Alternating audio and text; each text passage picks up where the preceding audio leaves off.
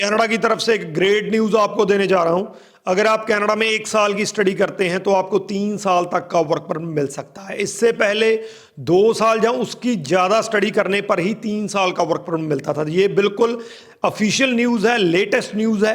हालांकि इससे पहले भी ये अनाउंसमेंट हो चुकी थी लेकिन क्लैरिटी नहीं थी। तो इस वीडियो में बताऊंगा कौन इसके लिए एलिजिबल है, कौन इसको अप्लाई कर सकता है, कब से ये रूल लागू होने जा रहा है।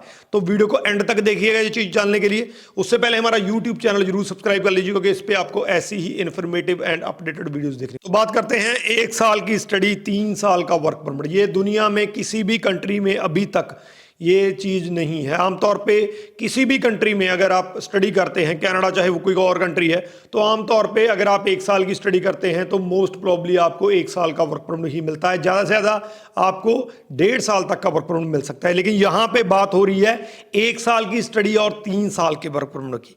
अगर आप कनाडा में मास्टर्स करते हैं तो आपको 3 साल तक का वर्क परमिट मिल रहा है। और मैं मास्टर्स 1 साल वाली मास्टर्स की बात कर रहा हूं। अब यहाँ पे आप सोच रहे होंगे कि कनाडा में मास्टर्स 2 साल की होती हैं, लेकिन मैं कुछ आपको एग्जांपल्स देने जा रहा हूं। MSc computer science Lakehead University, MSc mathematics York University, MSc civil and environment technology Western University, और भी ट्रेंट यूनिवर्सिटी में कई प्रोग्राम पढ़े हैं। तो कभी ऐसे प्रोग्राम हैं जिनमें आप 1 साल की स्टडी के बाद जो मास्टर्स ले सकते हैं, उसके बाद आपको 3 साल का वर्क परमिट मिलेगा। तो ये एक बड़ी अपडेट है अपने आप में।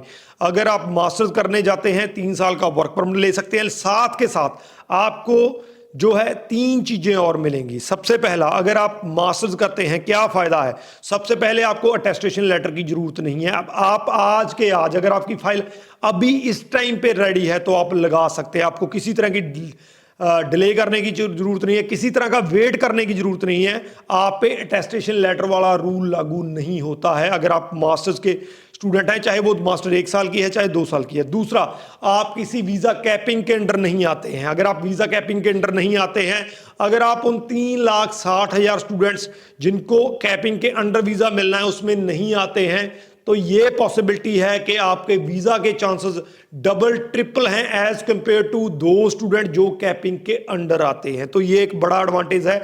अगर आप मास्टर्स के लिए चाहते हैं, चाहे वो 1 साल की है चाहे वो 2 साल की है, तो आपको वीजा चांसेस जो हैं बहुत ज्यादा ब्राइट हैं। और तीसरा, आपको spouse open work permit eligible है उसके लिए। आप अगर मास्टर के स्टूडेंट हैं तो आप कभी भी अपना स्पाउस वीजा लगा सकते हैं। आज भी लगा सकते हैं, 2 महीने के बाद भी लगा सकते हैं, 1 साल के बाद भी लगा सकते हैं। जब जो डेडलाइन जो है स्पाउस वीजा की, जब से बैन लागू होने जा रहा है, उसके बाद भी आप अगर मास्टर के स्टूडेंट हैं तो आपका स्पाउस कनाडा के लिए अप्लाई कर सकता है, चाहे वो मास्टर 1 साल की है चाहे वो मास्टर 2 साल की है। तो इतने ज़्यादा एडवांटेज हैं अगर कनाडा में आप मास्टर्स लेते हैं। तो सबसे बड़ी गुड न्यूज़ ये है कि मास्टर्स करते हैं 1 साल, जहाँ उस 2 साल से कम की मास्टर्स भी करते हैं तो भी आपको जो है आपका वर्क परमिट जो है वो आपको 3 साल का मिलेगा। तो अब से जिन्होंने ग्रेजुएशन की है तो सोच लीजिए,